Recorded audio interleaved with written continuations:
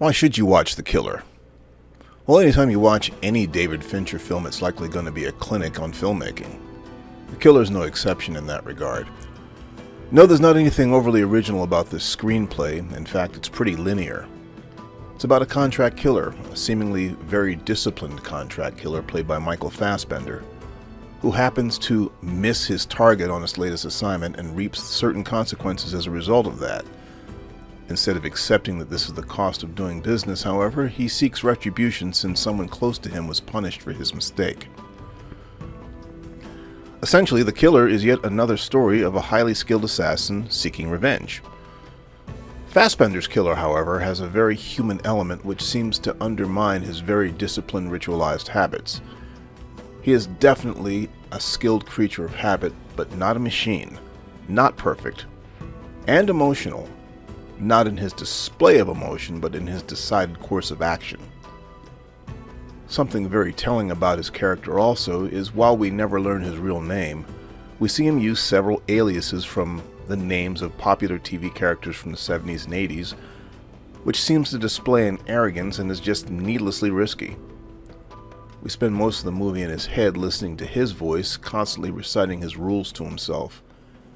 His routine makes him appear flawless, but again, he is very human, and that seems to be Fincher's point.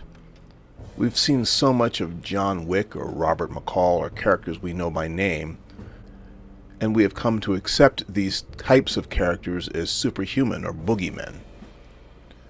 But of the many things that Fincher does well, it's tell stories about flawed human beings masterfully. That is why you watch The Killer. It is a masterfully made film. Even though the story is mundane, it even has an anticlimactic ending.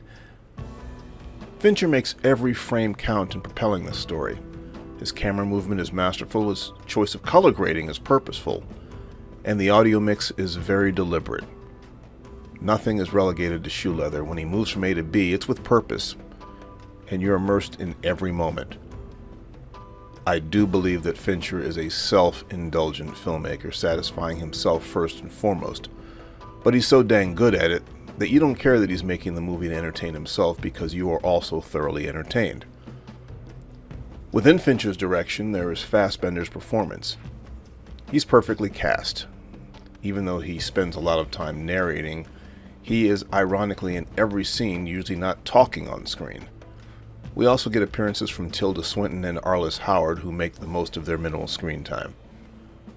Again, you're not going to see anything that you haven't seen before in this story, but you are going to see it executed at a level that you don't see that often. That is why The Killer is worth your time.